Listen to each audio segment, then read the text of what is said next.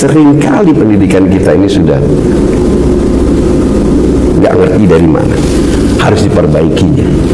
Tapi bahwa Manbaulum insya Allah akan menjalankan sesuai dengan amanah Rasulullah yang disampaikan oleh para kiainya, para guru-gurunya, para ustaz-ustaz. Tetapi juga yang luar biasa itu istri Abah.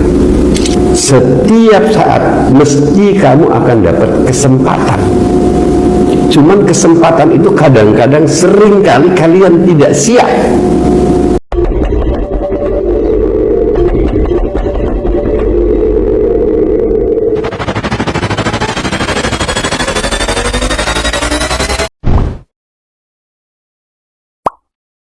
Assalamualaikum warahmatullahi wabarakatuh.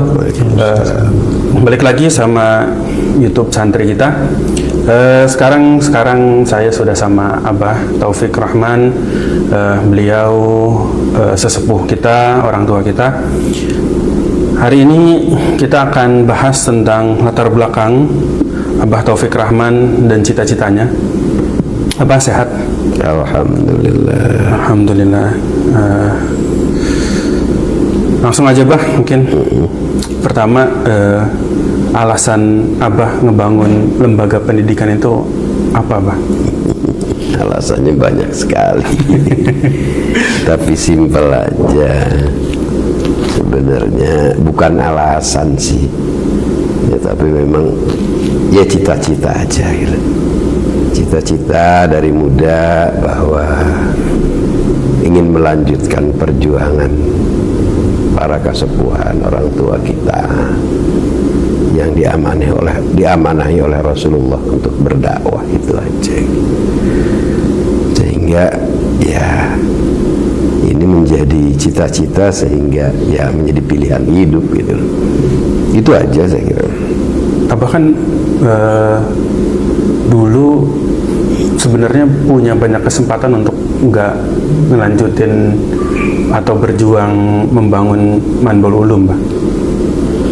Zaman saya muda kesempatannya jauh lebih banyak daripada zaman sekarang. Kemudian kesempatannya banyaklah untuk dikuliahkan dari kampus, dibeasiswain dari kampus, tawaran dari beberapa perusahaan baik BUMN atau menjadi pegawai negeri, kedinasan.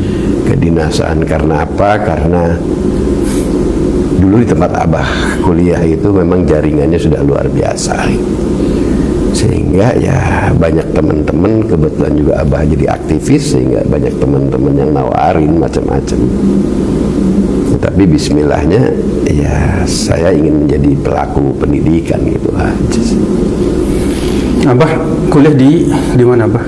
Saya kuliah S1 di Universitas Islam Jakarta, di Jakarta.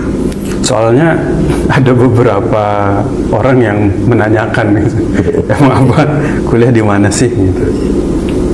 UI Jakarta ya, Pak? Universitas Islam Jakarta, ngambil jurusan manajemen. Dulu sih lebih konsentrasinya Abah di di marketing lah ya.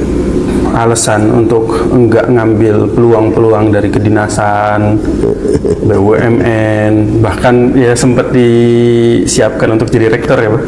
Ya rektor sehingga, tapi pihak yayasan memang menganggap bahwa Abah itu bukan orang pintar tapi orang cerdas.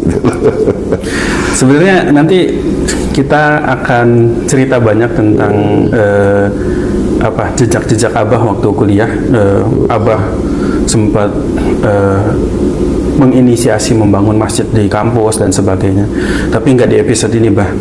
Sekarang kita ke alasan-alasan Abah, cita-cita Abah tentang lembaga ini aja. Itu dulu yang di episode ini. Cita-citanya apa ya? Sebenarnya sih nggak cita-cita besar. Dari awal pemikiran Abah sepuh yang sangat sederhana, gitu. sangat sederhana, bahwa tugas dakwah ini mestinya kan untuk semua manusia yang beragama Islam, tetapi sudah banyak yang meninggalkan. Sehingga sangat sederhana mendirikan lembaga pendidikan ini ya, bagaimana anak-anak menjadi mau sholat, bisa baca Quran dan mau baca Quran, kemudian akhlaknya menjadi lebih baik, kemudian ibadahnya menjadi lebih baik, lebih rajin, akidahnya lebih kuat. Sesimpel itu kok, simpel itu. Kemudian mereka punya profesi yang berbeda, dan dengan kita berharap menjadi profesi yang profesional, baik itu di bidang politik, baik itu di bidang pemerintahan, teknokrat, birokrat, Bisnis. atau pebisnis, atau apapun ceritanya, atau pendakwah. Tetapi yang di otak abah dan abah sepuh itu bahwa mereka menjadi profesional di bidangnya, tetapi juga tidak meninggalkan ya tadi, akidahnya kuat, akhlaknya baik, amalnya banyak. Itu aja. Wah. Tapi itu berat Bang.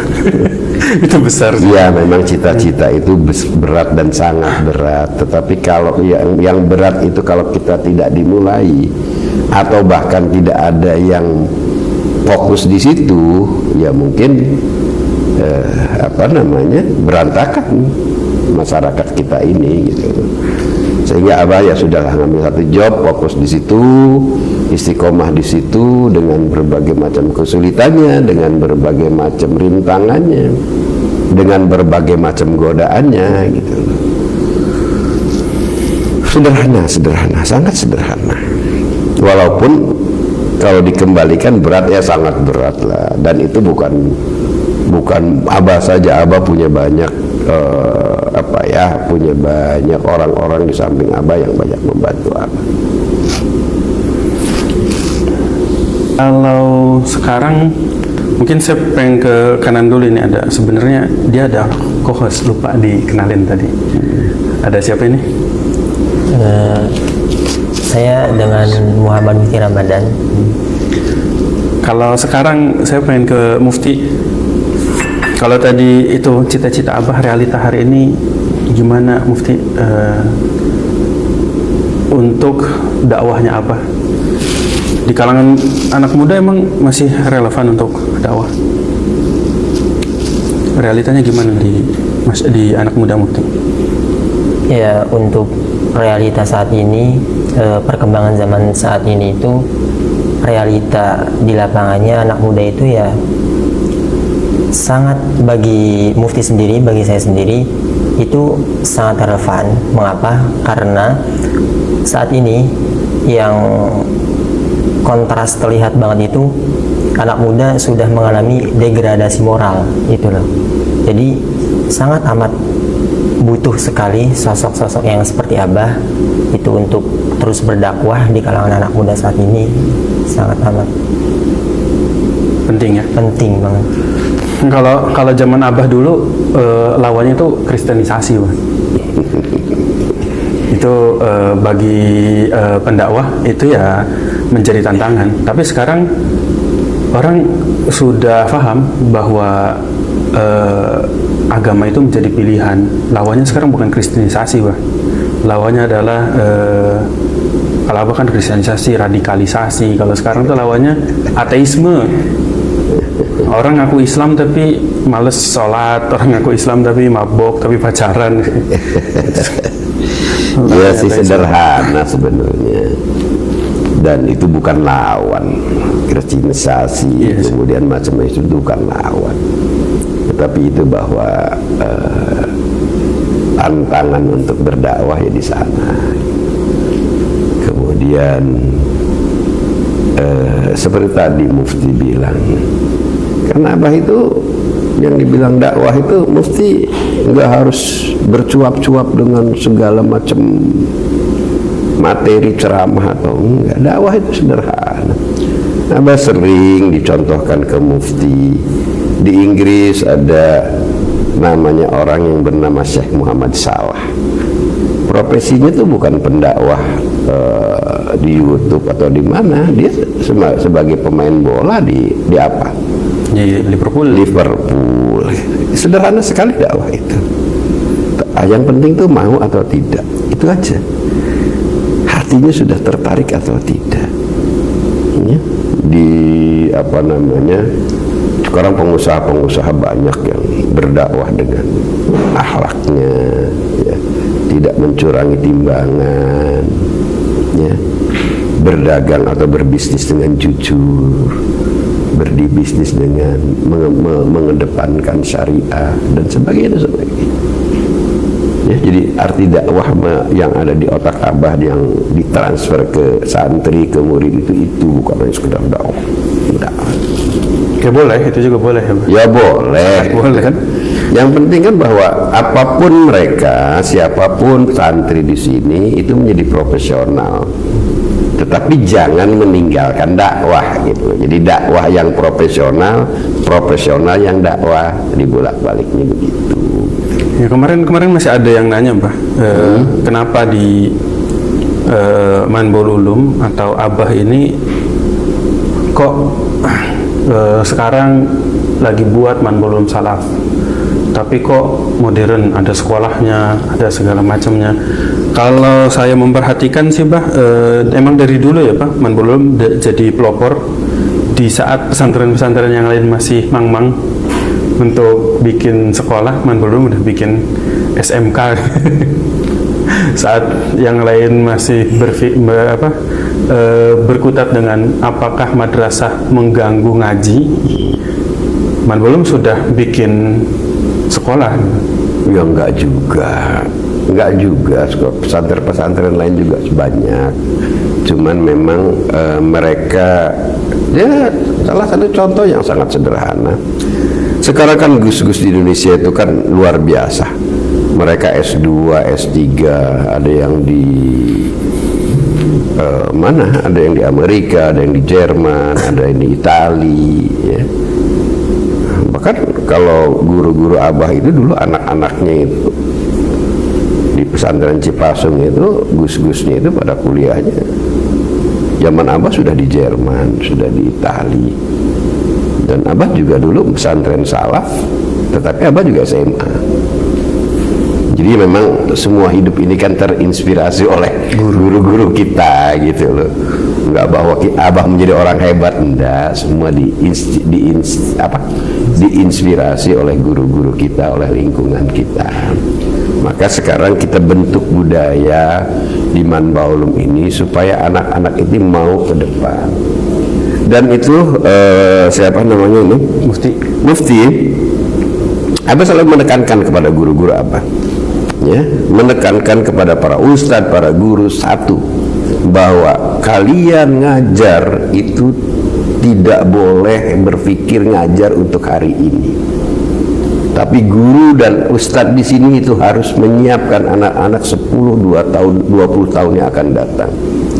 Sehingga cara mereka ngajar pun tidak bisa seperti mereka diajari oleh guru-gurunya yang 10-20 tahun ke belakang. Kenapa? Karena setiap saat itu zaman, ya seperti tadi Mufti bilang kan, apa bilangnya tadi, bahwa sekarang ini degradasi moral dan macam-macam gitu kan. Bahkan aku sering kali ngomong itu bahwa pacaran itu lebih bahaya daripada narkoba sekalipun, bahwa narkoba itu bahaya sekali, pacaran hari ini itu juga jauh lebih bahaya sekali gitu. Karena apa?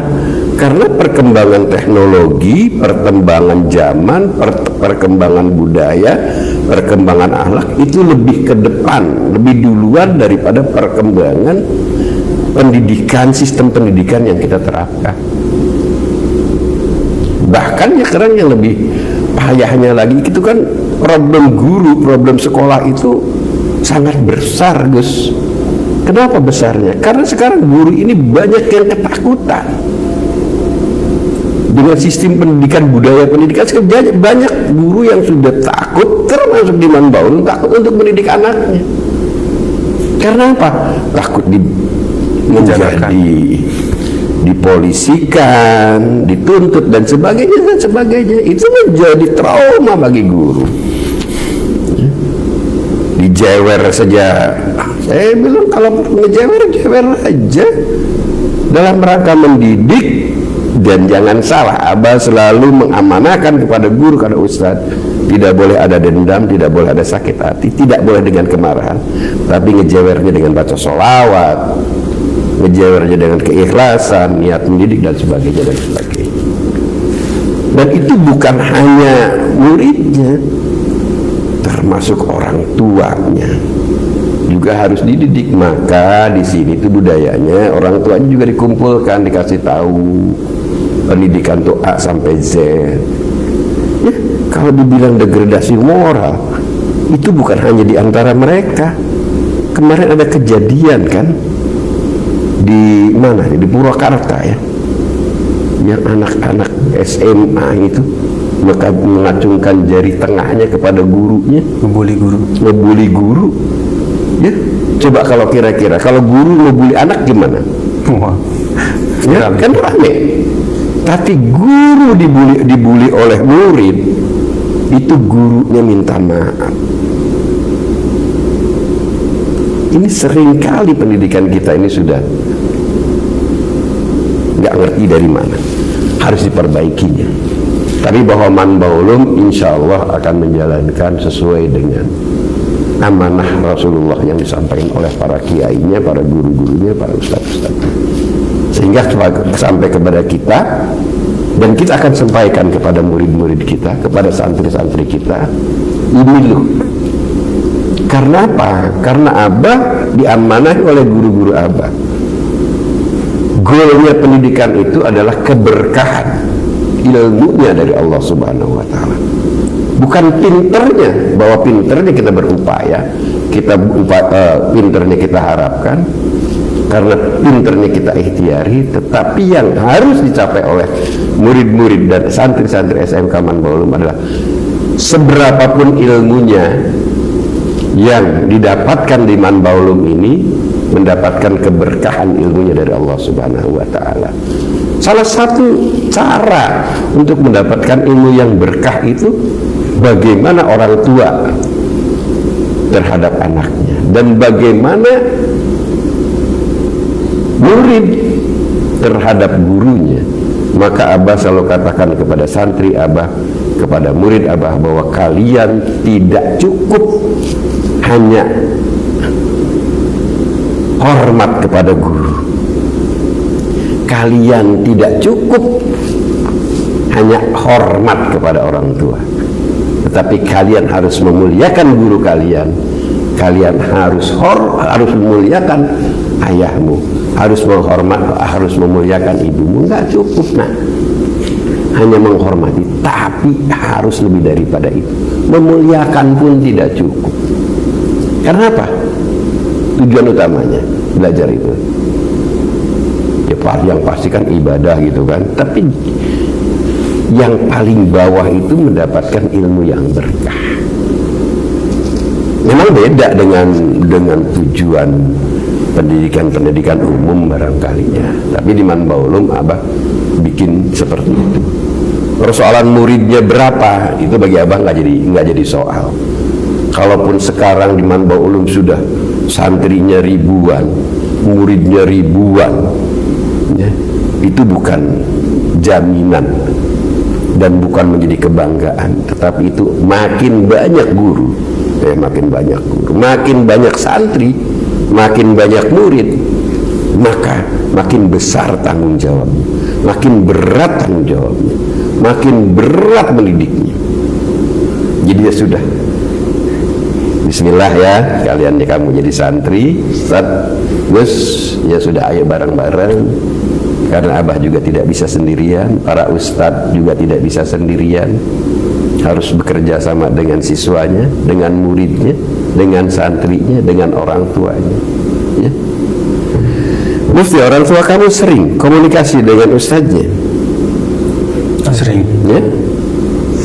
Setiap saat dipantau perkembangan kamu oleh ibumu, ayahmu? Setiap hari. Tiap hari dipantau. Alhamdulillah. Ya, gitu Gus. Itu udah menjawab banyak sekali pertanyaan ini. Nah, untuk ngejelasin dulu Pak, tadi kan Itu yang Abah jelasin itu jadi bahan bakar semangat buat kita semua ya, Mufti, santri-santrinya Abah, untuk terus bermanfaat buat masyarakat. Biar jelas dulu nih Pak, guru-gurunya Abah itu siapa Pak? Kalau dibilang gurunya banyak sekali, Banyak banget. banyak sekali. Banyak banget. Yang paling utama itu Abah Sepuh ya, Sepuh, ya Mahfud Sujai. Mahfud Sujai. Kemudian Umi Sepuh. Sepuh. Ya, itu yang paling utama. Ya, karena Abah dididik oleh Abah Sepuh itu bukan dengan ilmu yang disampaikan, tetapi dengan cara, contoh mencontohkan. Salah satu contoh yang paling Abah selalu kenang itu, Abah Sepuh, Umi Sepuh itu tidak pernah membangunkan Abah untuk sholat malam, tidak pernah menyuruh Abah menderes Quran ya. Tetapi kalau malam Abah dan Umi Sepuh itu ngaji, ngederes Quran di kamar anaknya ya. Suaranya kencang banget lagi Pak. Ya enggak lah kalau kencang sih ya, tetapi semua yang tidur di kamar itu mendengar ya. Dan selalu Abah Umi itu selalu mendoakan anak-anaknya di depan anak-anaknya, sehingga anak-anaknya tahu apa sih yang diinginkan oleh. Ini sebagai pembelajaran juga untuk masyarakat Gus ya. Ngedoa itu anak-anaknya harus tahu apa sih yang diinginkan ayahnya, diinginkan ibunya, mendoakan. Nggak usah kamu harus begini, nggak usah, mendoakan sama Allah, saya ingin anak yang seperti ini, anak keturunan cucu, anak cucu keturunan saya. Ya, setelah itu memang Abah punya, dulu Abah sekolah itu di SD di sini, tentunya itu guru-guru Abah. Kemudian Abah juga pernah SD di Jakarta, itu guru-guru Abah. Kemudian Abah juga pernah sekolah di SMP Islam Al-Azhar di Kebayoran Baru di Jakarta. Itu juga guru-guru Abah yang luar biasa ya. Apa namanya itu, Pak Jamja, Ustadz Jamja, banyak sekali.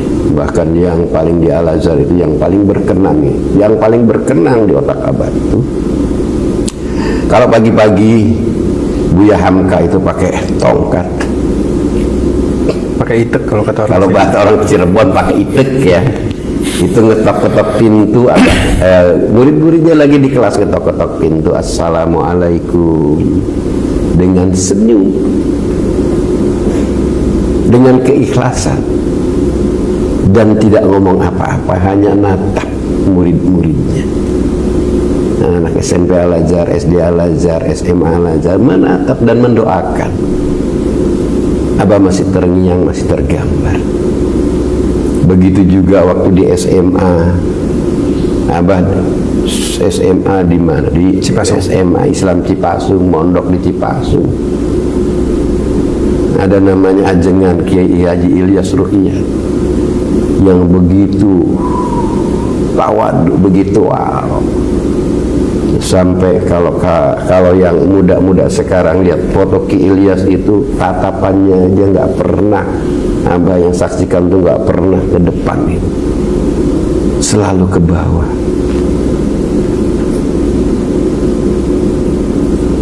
Alhamdulillah, dan kalau dengan Ki Ilyas Abah walaupun 1-2 kali pernah ngaji langsung di depan beliau ya. Dan pernah tidak sengaja dipanggil langsung, tidak banyak santri yang dipanggil langsung. Abah dengan satu peristiwa Abah dipanggil langsung, Abah dikasih kenang-kenangan yang luar biasa dari beliau ya. Kemudian Abah juga punya guru di Jakarta ya. Setelah ngaji di di Cipasung, Abah ngaji di Jakarta, itu namanya ada Kiai Haji Musa Haris. Di sana Abah bersama-sama beliau nongkrong di madrasah, tapi Abah juga sambil ngaji sama beliau ya. Jadi banyak kalau dibilang guru itu. Setelah di kampus juga begitu banyak sekali guru-guru Abah. Kiai Halim Kiai Halim, Kiai Sukabumi yang sekarang di Sukabumi. iya. Nur Halim Khotib, bukan Kiai Halim, Nur Halim Khotib dan sebagainya dan sebagainya. Tapi guru yang paling utama setelah Abah dan Umi itu ada satu Gus mungkin yang tidak pernah lupakan. Abah pernah pesantren 14 tahun. Mbak Ari, Namanya Kiai Haji As'ari Pondok Pesantren Asy'ariyah di Jakarta. Ya. Tapi beliau itu ngajinya tidak ngaji kitab, Quran. hanya ngaji Quran dan ngaji Quran. Dan ngajinya itu kalau pada satu saat itu orang antik itu, orang antik sekali, ya. Orang kaya untuk ukuran Cirebon dan dikenal di para kiai pesantren zamannya ya. Sampai itu ya Bah ya, Abah sering tidur sekamar dengan para kiai yang mampir nginep di rumah Mbak Ari. Ya, tapi Abah belum kenal, saya kenal gitu. dengan para Abah yang merasa benar berdosa itu, ngajar benar-benar luar biasa, salah. Abah nggak kenal gitu kan, orang anak muda Jakarta gitu kan, ada kiai datang, kiai besar dari Cirebon. Karena dulu itu ya, Kau usah disebutin ya bagiannya. Dulu itu kiai-kiai dari Cirebon kalau ada urusan dengan Jakarta itu banyak yang itu nginepnya masih mampir di rumah Kiai Haji As'ari. Karena hotel masih jarang dan saat itu nggak seperti sekarang. Terus zaman sekarang aja banyak kiai yang nggak mau nginep di hotel Pak. Banyak nginep yang di santrinya ya. Iya, lebih suka nginep ke santri-santri. Dan itu pengen memang mendoakan santri. Iya, dan itu Kiai Haji As'ari juga kan santrinya Kempek, santri Arjawinangun. Ya Pak Arjawinangun itu Ki Umar ya. Bukan, Kempek kalau Kiai Umar Kempek, terus Arjawinangun, Satori. Ya. Jadi Abah juga dulu pernah satu kamar dengan maaf ya. Ya karena Abah sungkan sama Abah Ari kan, nggak berani nanya ini siapa. Iya, karena dengan dulu kan gitu. Kemarin Abah Ubed Cipasung juga sempat. Oh iya. Guru-guru banyak di Cipasung, orang-orang yang begitu luar biasa lah ya. Luar biasa. Tapi kalau dihitung satu persatu tuh nggak bakal selesai gitu. Karena Abah tuh gini, jangankan itu guru yang langsung memberikan ilmu ya, ilmu secara kontekstual ya, tapi kadang-kadang Abah dapat ilmu juga dari santri, kadang-kadang dari murid, ya, kadang-kadang juga dari masyarakat. Ya. Yang paling utama setelah itu setelah tadi siapa namanya Abah, Umi, kemudian Abah Ari, Mitati, kemudian para kiai-kiai yang nggak bisa disebutkan satu-satu. Tetapi juga yang luar biasa itu istri Abah, ya siapa? Mirini. Ya, karena Abah itu orangnya suka nekat, ya. Suka nekat untuk selalu semangat ya. Umi Rini yang jadi guru Abah. Jadi banyak Gus, bukan hanya kalau disebut satu-satu, luar biasa. Abah Ubed, kemudian Abah Asep ya, Kiai Asep, Kiai Abun almarhum, gitu kan. Ada guru-guru yang sangat-sangat spesial, sangat-sangat spesial. Jadi seringkali Abah tuh nemuin guru yang bukan dalam guru seperti ini Gus, tapi guru dalam kehidupan, guru hikmah ya. Di Cirebon ada Abah siapa, almarhum itu ya. Itu yang memberikan support kepada Abah untuk, karena Abah di titik tertentu kadang-kadang takut juga gitu kalau terlalu berani itu. Tapi di antara cerita-cerita yang beredar, katanya Abah pernah dididik ilmu silat sampai masuk sumur katanya. Itu mah zaman anak-anak, zaman muda Gus itu. Jadi dulu Abah ada namanya ya masih uwa lah ya, di Jakarta itu Kalau belajar silatnya itu setelah kita fisik gitu, Abah dimasukin karung, diikat, terus dikerek ke bawah karungnya ke sumur ya. Sampai kalau sudah kuat Abah suruh narik kencang-kencang ya, sampai berapa kuat. Tetapi Waku Kohar juga bukan orang tanpa pengetahuan, jadi sumurnya sudah di apa namanya, sudah oksigennya juga sudah cukup dan sebagainya. Nah, tapi untuk ketahanan tubuh gitu. Karena Gus, kalau ini yang perlu tahu itu zaman dulu orang Cirebon itu kan kalau di luar suka dibilang apa, sakti mandraguna gitu kan. Itu yang bagusnya, kalau dianggap bagus itu kan. Ada juga yang jeleknya. Apa tuh? Kalau yang perempuan itu tukang pelet. Nah, jadi zaman dulu itu di setiap kampung di Cirebon itu kalau orang mau merantau ya, anak-anak muda yang mau merantau itu biasanya zaman dulu disiapkan ilmu untuk bela diri ya. Jadi nggak kayak anak sekarang merantau hanya dengan tidak. Kalau zaman dulu di Cirebon kalau mau keluar itu, mau merantau itu disiapkan oleh masyarakat, oleh tokoh-tokoh masyarakat ya, supaya punya pegangan ya. Dan Abah selalu ingat pegangan yang paling utama itu bukan dengan fisik, bukan dengan ini. Abah selalu nasihat amatul insan fi hifdil lisan, itu dawuhnya Ali ya, Ali bin Abi Thalib ya, itu. Tapi Abah Mahfud itu selalu begitu, salamatul insan fi hifdil lisan, itu yang terngiang teman-teman. Jadi kalaupun Abah merasa punya itu ini, kekuatan itu ini, ya udah ngomong baik-baik saja ya. Dan jangan melawan. Kalau ada apa lari aja dulu gitu. Kalau masih kekejar juga ya apa boleh buat kan begitu. Karena santri itu zaman dulu kalau orang pulang dari pesantren ya, ini yang ada di masyarakat, kalau santri itu harus juga punya ilmu bela diri. Ya, karena apa? Karena film saat itu ya, film saat itu mungkin Gus atau ini sudah pernah lihat zaman dulu ya. Kalau datang santri itu diujinya apa? Diujinya tuh diserang sama penjahat, suruh macam menyelesaikan persoalan berantem. Jadi ya anak kamu punya apa? Di zaman Baul itu kan alat bela diri. Bela dirinya apa? Pencak silat itu sering kali jadi juara nasional. Ya, kemudian apa? Taekwondo-nya juga bukan hanya juara bukan hanya juara kabupaten, sering kali jadi juara nasional. Terus apa lagi?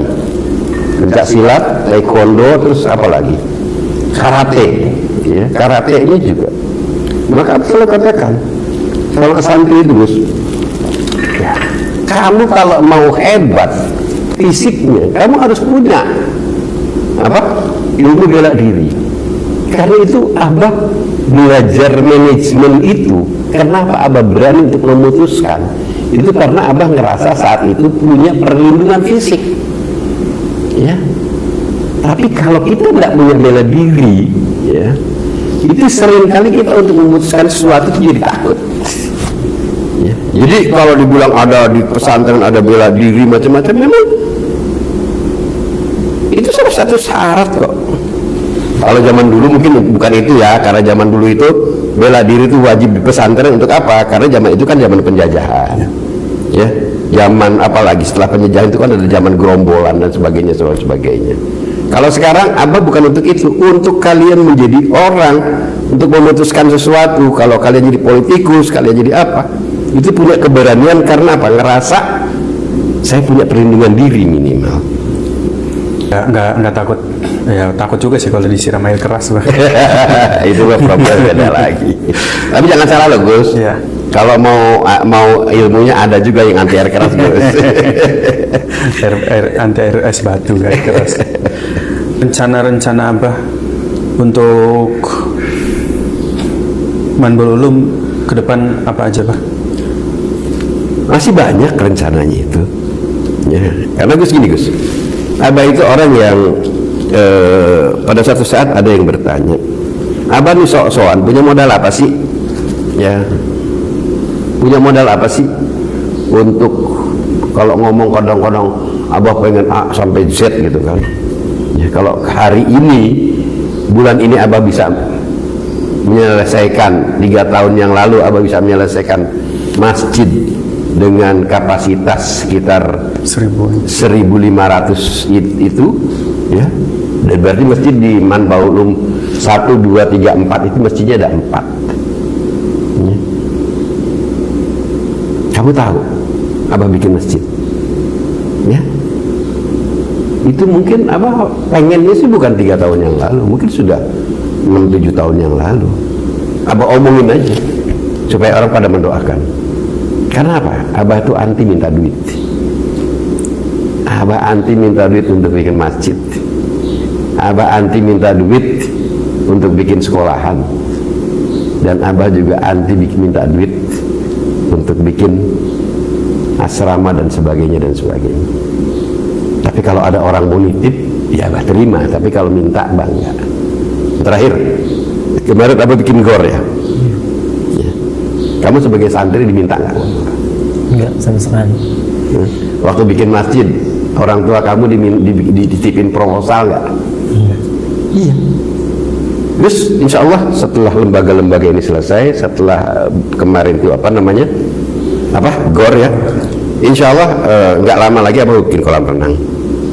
Ya, kalau sekarang ini bagaimana yang harus di tahun depan itu Gus untuk pesantren salafiyahnya, ya tolong itu semua asrama sudah harus pakai AC. Semua asrama sudah harus pakai AC. Karena apa?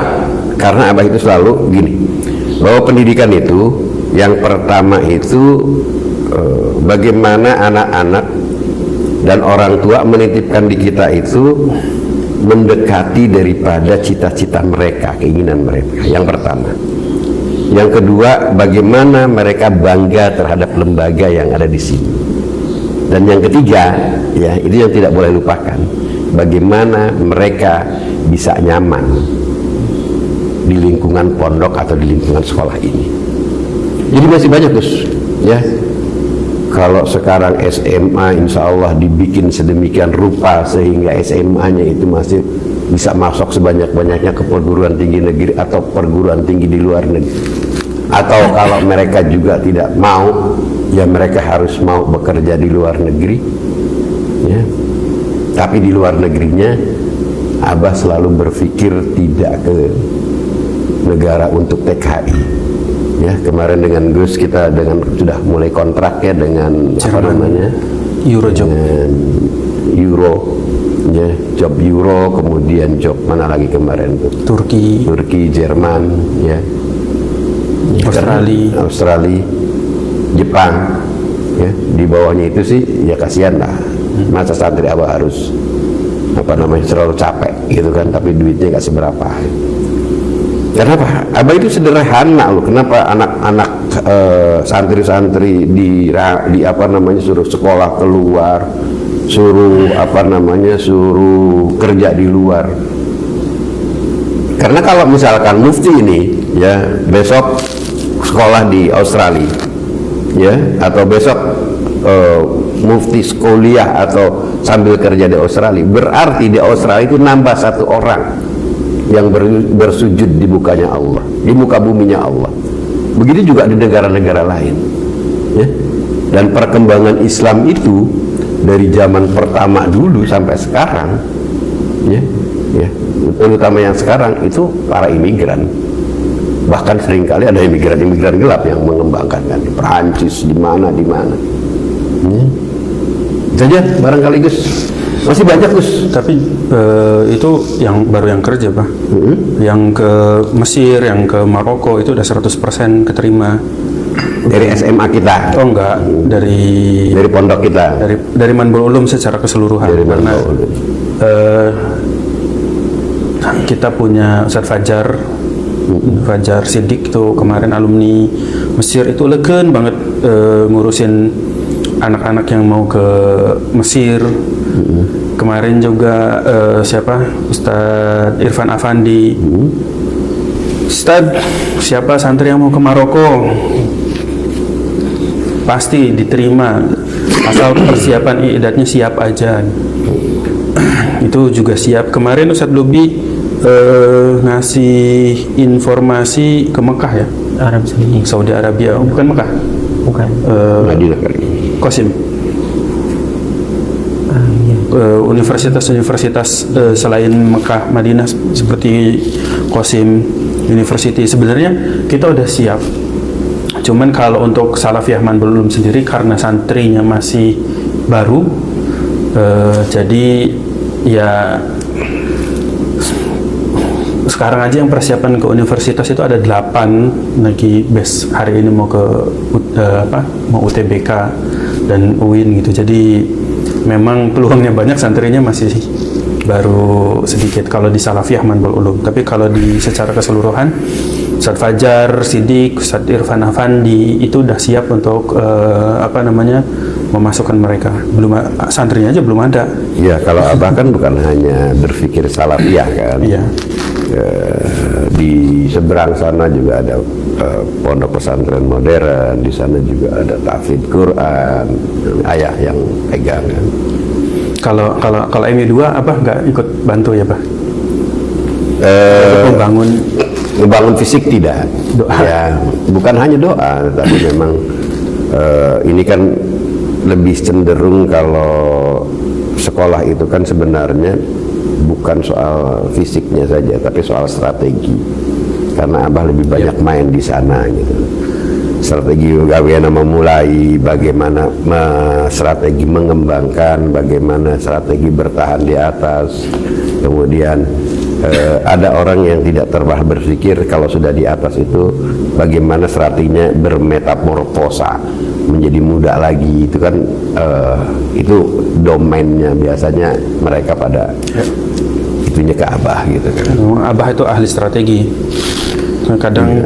Kadang sampai ahli strateginya kubu juga datang ya, Bang. Ya, kalau soal itu bukan hanya kubu gitu kan, di atasnya juga sering gitu.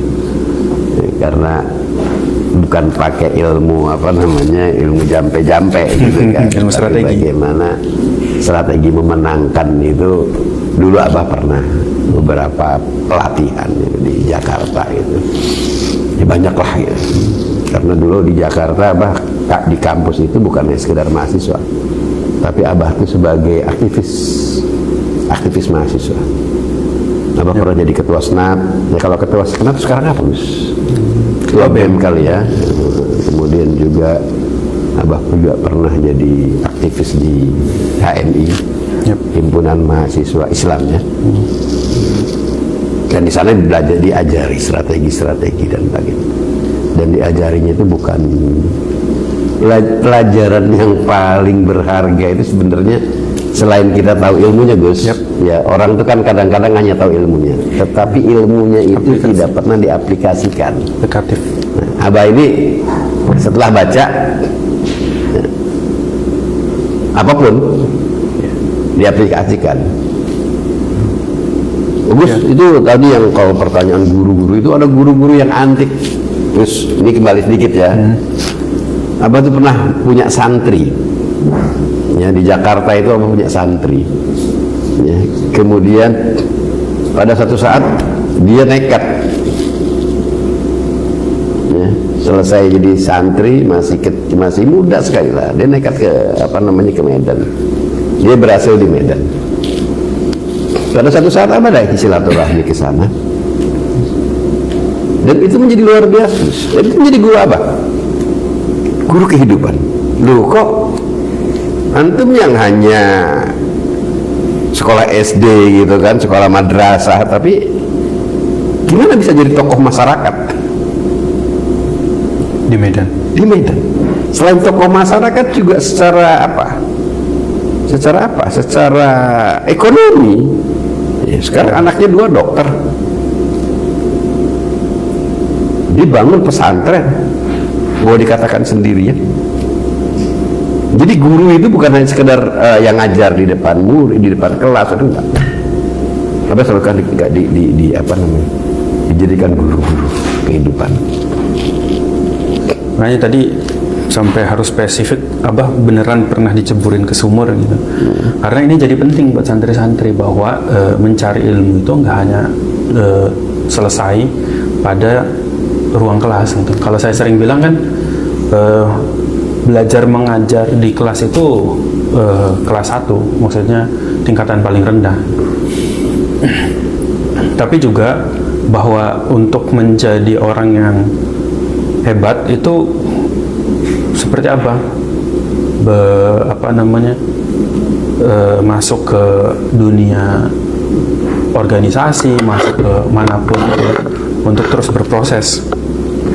Perlu tambahan Gus gini Gus, kalau soal itu ya, ini seringkali kalau diuji sama gurunya atau diuji sama siapapun, kadang-kadang kan balik sampai menuntut. Kalau Abah kuat itu karena Abah ngerasakan karena penuh dengan ujian. Karena Abah juga bukan hanya sekedar ngurusin lembaga pendidikan. Kalian tahu Abah juga pengusaha gitu. Dan pengusahanya itu Abah pengusaha yang bukan sudah disiapkan dengan segalanya, dan itu pernah penuh dengan tantangan dan pernah penuh dengan ujian. Dari mulai nol besar Abah jadi pernah usaha di Jakarta itu dari nol besar. Jadi bagi saya Abah itu kiai yang unik. Masa Abah ada yang bilang, masa Abah kiai, Abah kan dulu pengusaha. Nah, itu tidak tahu bahwa Abah pengusaha itu untuk menghidupi pesantren ya Pak. Ini Tahdus bin Ni'mah. Tahdus bin Ni'mah ya. Gini Abah tuh kadang-kadang mungkin orang yang nggak normal gitu. Lebih cenderung nggak normal. Dari muda Abah cari duit, muda aja cari duit. Tetapi jangan salah, Abah cari duit, selesai kuliah Abah nikah, langsung nikah ya. Nanti Gus, Abah nikah tuh nggak kayak anak sekarang, harus punya itu dulu, punya ini dulu. Jangan dibandingin sama anak ya, sekarang. pokoknya Abah selesai kuliah Abah harus nikah, udah nikah, nggak berpikir pekerjaan macam-macam. Kalau dibandingin sama santri sekarang sih masih sama sih Pak. Udah nikah Abah awalnya kebutuhan ya, tetapi juga di situ bahwa Abah harus jadi pengusaha. Abah usaha Gus, usaha dari nol besar ya. Boleh diceritain sedikit Gus? Boleh banget, karena ini menarik Gus ya. Jadi Abah itu awal usaha ya, ini santri biar tahu ya. Abah awal usaha itu Abah lagi nyupir Om Wak ya, Waknya Abah lagi nyupir gitu, mobil ya. Bak Enggak nyupirin untuk orang pertemuan di rumah makan, akan mau buka cabang dari perusahaan, mau buka cabang lewat Waknya Abah disuruh nyupir. Pas disuruh nyupir begitu ya, selesai Abah dengarkan macam-macam, Abah toel tuh direktur pemasaran dari yang tadi habis meeting dengan Waknya Abah itu. Karena Abah bukan hanya sebagai supir, tapi keponakannya tetap makan bareng macam-macam gitu kan, ngobrol bareng. Jadi sebagai keponakan, sebagai orang, Abah juga pernah jadi supir ya Bang? Oh, Abah secara formal Abah pernah jadi supir ya, kalau ditanya itu ya. Abah pernah jadi supir Bluebird, walaupun bukan supir bener ya, supir tembak ya. Jadi di Jakarta tuh ada supir bener, ada supir tembak gitu loh. Zaman dulu, nggak tahu kalau sekarang ya, beberapa bulan gitu loh. Jadi dunia Abah tuh warnanya banyak gitu loh. Lanjutin tadi ya, ini menarik nih, menarik. Kenapa? Pas selesai makan, Abah bilang sama itu, bos, gue punya tempat loh yang lebih bagus dari yang punya Uwa itu. Yang bener bos. Menarik di sini. Terus dia bilang, gimana? Boleh nggak saya survei sekarang deh sekalian? Abah bilang nggak bisa sekarang, Abah lagi banyak kerjaan. Minggu depan lah insya Allah. Tahu nggak Mufti? Dibilang minggu depan. Karena emang belum ada tempatnya sebenarnya. Belum tempat, gambarannya aja nggak ada. Dan emang kalau lu nggak lagi sibuk-sibuk amat, jadi seminggu itu apa cari tempat tuh? Modalnya saja nggak ada. Jangankan modalnya, ya. Jadi tempat, ketemu tempat, dikasih tahu, oh ini bagus nih, luar biasa nih tempat. Bener nih, bisa di sini. Tempatnya di samping Trans TV, Tendian. Ya sekarang di depannya, di depan Depan. Trans TV kalau sekarang ya. Dan itu kan ke sana ke arah Blok M ke, ya pokoknya jalur bagus lah ya. Nah, terus pas iya, apa bingung, ini modalnya dari mana? Untuk lewat tanahnya itu gimana cara cari modalnya? Gitu loh, Mufti. Ya tapi memang orang kalau dibilang nekot ya memang nekat ya. Ya alhamdulillah akhirnya agak sedikit nyerempet gitu lah ya. Ada teman yang mau ngejualin motornya dan uangnya untuk Abah semua. Akhirnya bisa untuk nyewa, tapi 2 bulan kemudian Abah sudah belikan motornya yang baru. Jadi kalau dibilang nol besar. Paham maksudnya? Ini pembelajaran untuk santri bahwa kita harus punya keberanian, kekuatan kecerdasan. Ya. Karena apa? Karena Abah selalu katakan sama santri, setiap saat mesti kamu akan dapat kesempatan. Cuman kesempatan itu kadang-kadang seringkali kalian tidak siap. Padahal tadi itu kesempatannya sempit sekali loh. Abah mulai dari situ ya. Tapi jangan salah juga bahwa Abah nikah itu tahun 98 ya. Enggak, 9. Iya, 88. 88. Tapi tahun 90 tuh Abah sudah jadi ketua yayasan di sini. Ya, diminta sama keluarga besar Abah yang jumlahnya itu 12 orang, Abah anak ke-8 itu untuk menjadi ketua yayasan. Ya, untuk mengelola di sini, untuk yang waktu itu masih baru ada SMP sama pesantren juga, asrama juga belum punya Gus. Ya alhamdulillah semua bisa dilalui. Ya, dan itu yang dibilang kenapa antiknya Gus. Ya, Abah itu sama anak-anaknya termasuk sama Gus Fakih itu ngomong, Abah punya uang berapapun tidak akan ditinggalkan jadi warisan anak-anak, karena bagi Abah sudah cukup anak-anak Abah dibesarkan sama Abah, dipesantrenkan sama Abah, dan dikuliahkan sama Abah. Soal masa depan, insya Allah anak-anak Abah orang-orang hebat. Dan kamu bisa lihat Mufti, anak-anak Abah itu ada 4-empatnya rumahnya lebih besar dan lebih bagus dari Abah. Padahal Abah tanah pun tidak dibelikan, rumah pun tidak dibikinkan. Ya. Dan bukan hanya itu, anak-anak Abah itu luar biasa semua. Ya. Kenapa? Karena Abah sudah ngomong sama anak-anaknya, kalaupun Abah punya tanah sekian hektar pun insya Allah itu bukan untuk kalian, tapi untuk apa Gus? Untuk dakwah. Paham sampai itu? Ya.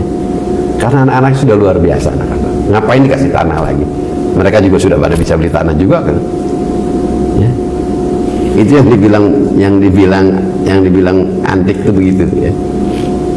Jadi sampai hari ini Abah tidak mikirkan rumah. Ya, tidak dimikirkan macam-macam. Terus kan ada suka nanya tuh Gus. Ya. Abah apa namanya? Abah selalu kalau pakai mobil itu mobil mewah gitu kan. Dari zaman dulu Abah. Yep. Ya karena apa? Sebenarnya bukan untuk Abah mah yang apapun jadi dia fine aja gitu Gus.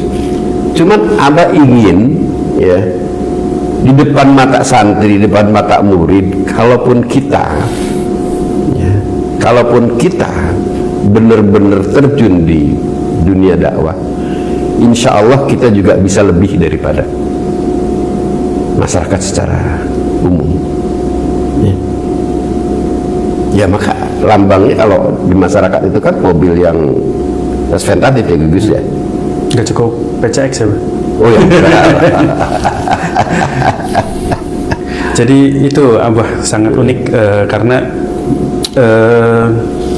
mungkin bagi beberapa orang kok Abah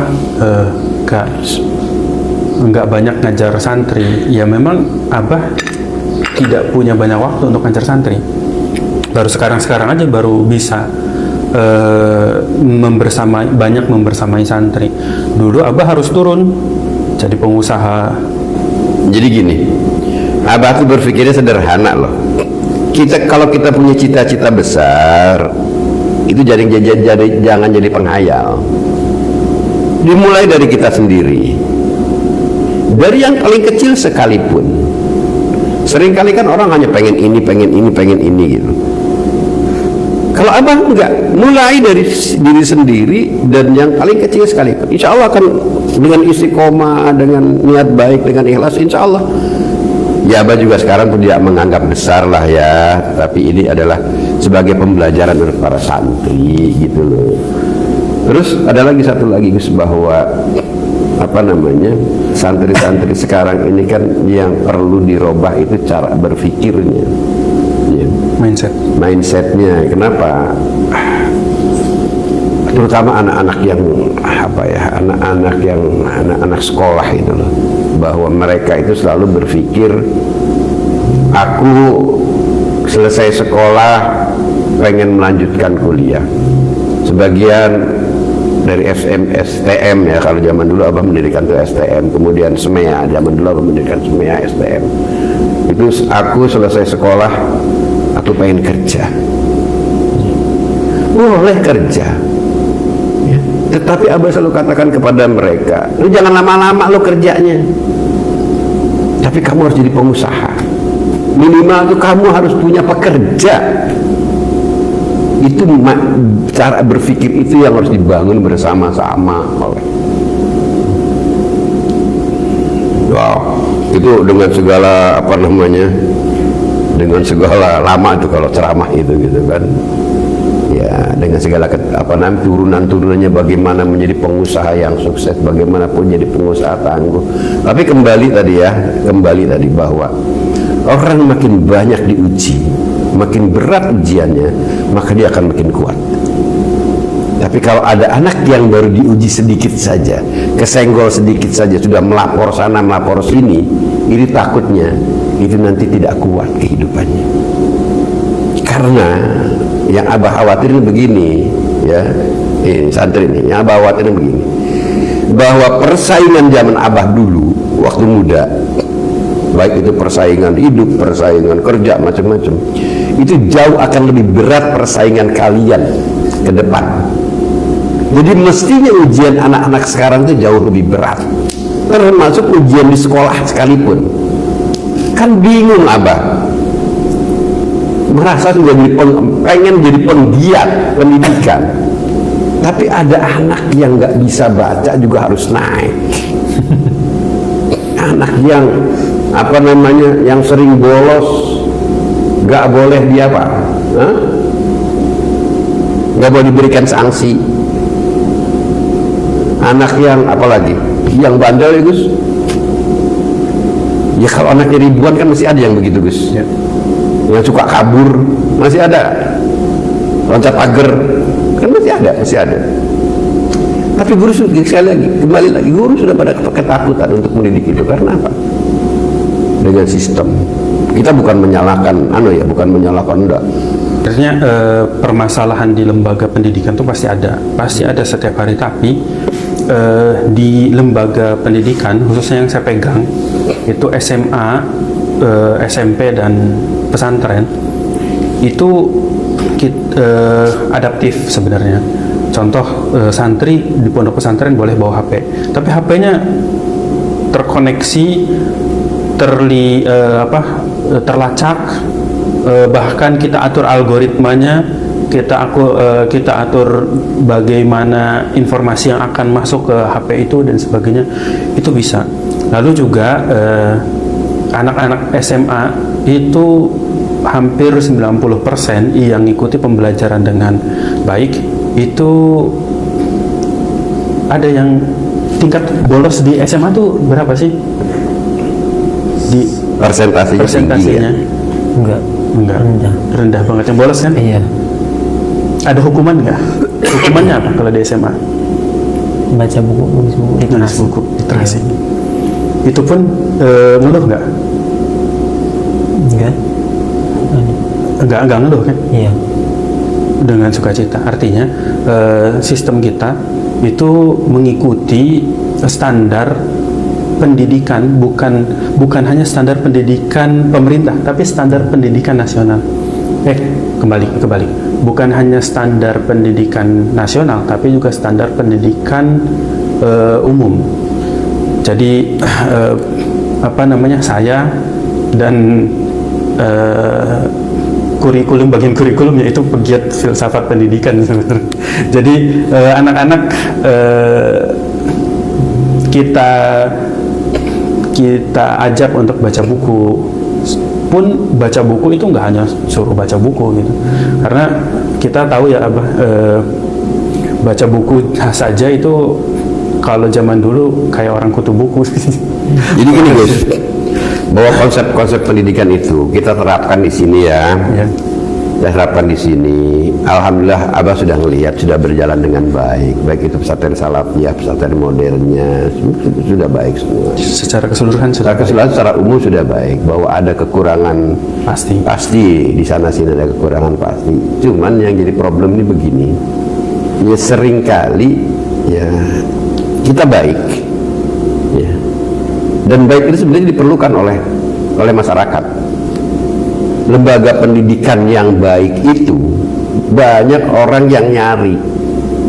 Cuman kadang-kadang kita tidak tahu ini yang antara yang nyari dengan penyelenggara ini nggak connect gitu loh. Maka di sini harus ada satu jembatan, namanya jembatan marketing. Nah, bagaimana supaya bahwa yang suka diceritain sama Gus Fakih dengan ustadz-ustadz yang lain bahwa aku sedang santri dalam waktu 6 bulan ya, santri waktu 6 bulan sudah sudah bisa, bukan bisa tetapi sudah hafal terjemahan Al-Quran 30 juz, ditambah 3 bulan kemudian ya, artinya kalau sudah hafal terjemahan 30 juz itu kan berarti Nahwu sorof, apalagi Gus? Balaghah, apalagi? Kan banyak ilmu Allah di situ yang harus dikuasai. Itu cuma waktu 6 bulan. Itu masyarakat banyak yang perlu dan pengen, cuman masyarakat nggak tahu harus kemana, gitu loh. Nanti itu yang pertama. Yang kedua, Gus Fakih dengan teman-temannya bikin SMA yang SMA Global Cendikia Manbaul Ulum gitu kan. Itu sistemnya kalau orang bilang itu kan pakainya Cambridge ya. Ya walaupun tidak 100% ya. Cambridge kan gitu kan. Kurikulum Cambridge.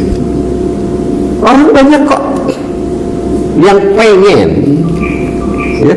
Apalagi Gus Fakih itu kan orang kadang-kadang nggak ngotak juga ini. Hapus ya. Masa sistem Cambridge cuman di anak-anak bayaran cuman 100-200 ribu ya. Yang nggak mondok aja Cambridge itu jangan Cambridge lah, full day di Cirebon, di kota Cirebon itu sudah 1,5 juta ke atas kok. Kenapa Manbaulum seperti itu? Karena Manbaulum itu bukan soal nyari duit, tetapi bagaimana melayani pendidikan terhadap masyarakat. Itu yang perlu dan ini perlu santri, orang tua santri, murid, orang tua santri, murid ini menggemakan ini. Kasihan anak-anak. Kenapa kasihan? Abah lihat sekarang di medsos itu udah luar biasa, bobroknya akhlak. Di medsos itu udah maaf Gus, agak jorok Gus. Anak-anak sekarang hanya sekedar ditipu oleh aku cinta kamu. Sudah semua auratnya dibuka di dunia itu. Ya. Hanya dibayar 10-20 juta dengan kadang-kadang nggak dapat juga janji dapat follower apa namanya itu. Ya, sudah mau A sampai Z. Terus kalau nggak santri, kalau nggak ustadz, kalau nggak kita ini yang bergerak. Siapa lagi, Gus? Itu kenapa kalau pertanyaan tadi Gus Fakih ngomong apa sih tujuan Abah? Karena Abah itu selalu setiap saat itu selalu melihat perkembangan dunia ini makin hari makin apa bahasa yang paling pas itu? Apa? Makin edan, begitu? Ya. Tapi bagaimana pondasi akhlak, bagaimana pondasi akidah, bagaimana pondasi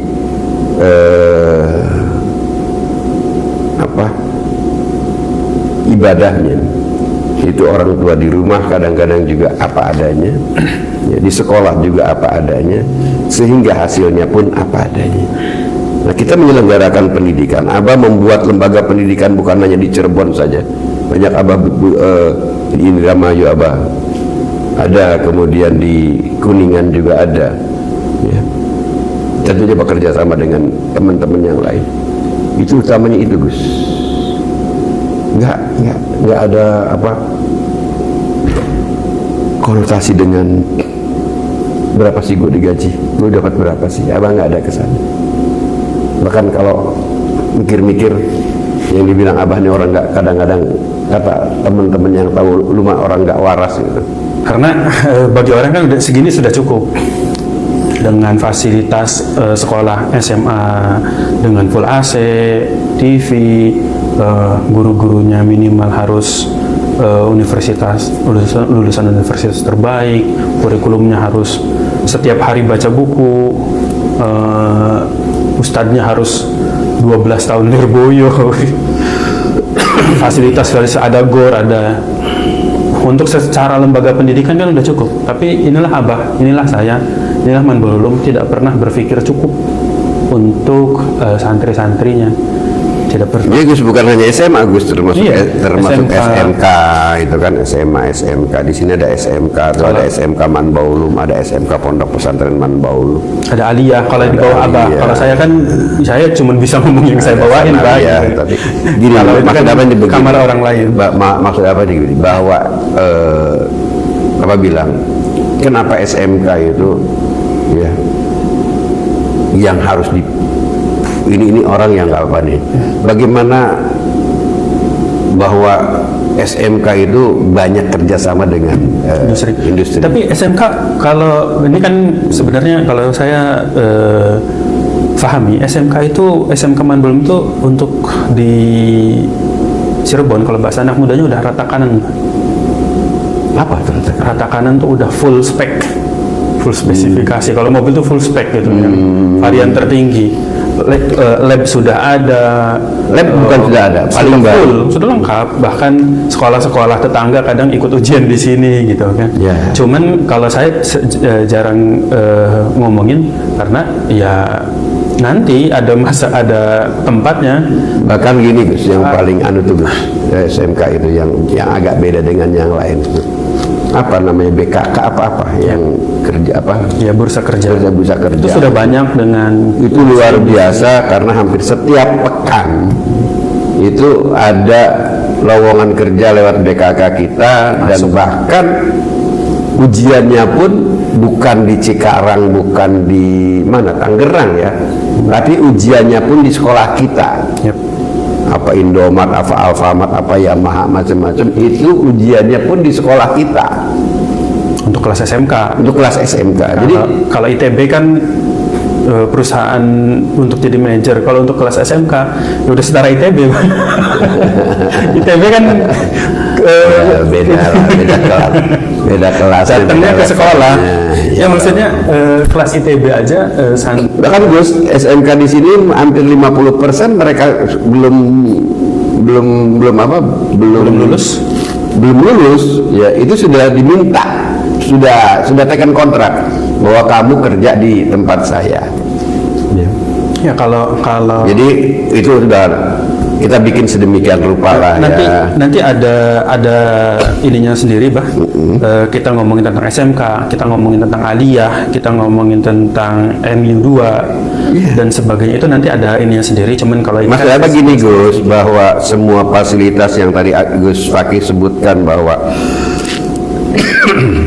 kita bisa bikin sekolah yang bayarannya pun apa sih, SMK berapa sih rata-rata di sini? 100 ribuan dah. 100 ribuan. 100 ribuan, ada yang lebih 110, dikit gitu kan, 120, bahkan ada yang juga yang 50%, ada yang 25%, bahkan ada yang gratis sama sekali kan. Yep. Tapi secara umum kan di angka 100 ribu tuh. Iya. Tapi Gus, bisa nggak dengan 100 ribu itu hampir semua, sebagian besar sekolahnya pun sudah pakai AC. Iya. Itu yang luar biasa gitu. Karena Abah itu selalu strength bahwa sekolah ini harus begini. Dan Abah untuk secara fisik Abah terjun sendiri. Cuman nanti di episode selanjutnya kalau ada perlu, misalkan nanti ada proyek, kita harus lihat bagaimana, kita harus memvideokan bagaimana Abah membangun lembaga-lembaga ini. Nanti itu Gus, kalau Abah lagi bikin kolam renang ya, nanti di situ ada Abah minta satu santri yang ngedampingi Abah. Abah akan ngajari bagaimana cara ngitung, Abah bagaimana cara ngurusin orang kerja, ya bagaimana dua Abah sama yang videoin satu.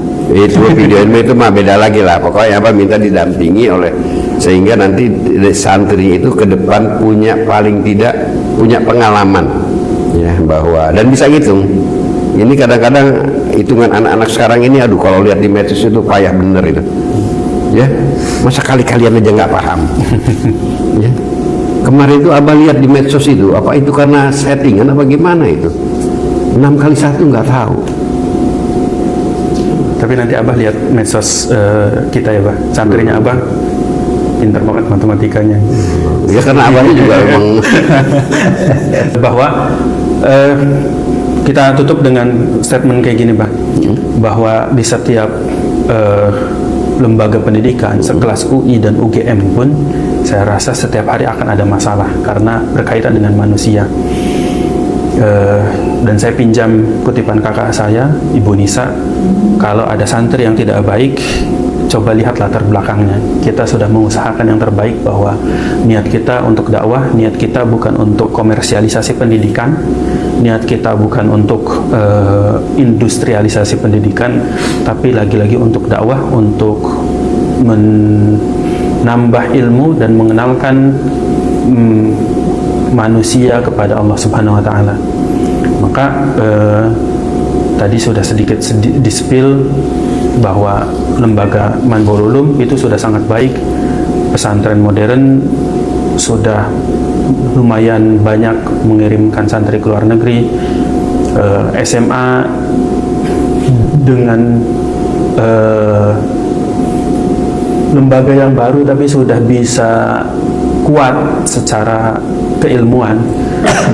Pesantren salafiyah yang pesantren yang baru tapi secara ilmu alatnya sudah sangat kuat dan sebagainya. SMK dengan kehebatan-kehebatannya itu bagi saya itu adalah pencapaian yang sangat luar biasa. Dan ini sedikit menjawab pertanyaan-pertanyaan khususnya para santri yang sudah datang di sini. Apakah iya lembaga ini besar, supaya nggak ngelirik Lirboyo terus, Bang? Ya nggak apa-apa ngelirik Lirboyo. Enggak, ngelirik Lirboyo itu baik, tapi membandingkan ketika Anda sekolah di Manbaul Ulum lalu membandingkan dengan Lirboyo, ya, itu kurang baik. Kalau mau selesai di Manbaul Ulum, lanjut ke Lirboyo boleh. Kayak saya, selesai di Manbaul Ulum, lanjut ke Kraf, ya kan keren. Gitu, Bah. Ini jadi permasalahan, jadi baru kelas 1 udah pengen boyong. Selesaiin dulu, nanti kamu jadi orang hebat di Kraf ya kayak saya. Sombong banget. Ya memang titik tertentu harus sombong, Gus. Nggak boleh ngalah terus gitu loh. Kayak Gus Baha dan Abah. Orang sombong harus disombongkan. Itu Kanjeng Nabi yang jauh. Terima kasih Abah, semoga Abah disehatkan terus dan amin. terus memberikan ilmu-ilmu dan semangat Abah. Kita tutup dengan bersama-sama membaca hamdalah. Alhamdulillah rabbil alamin.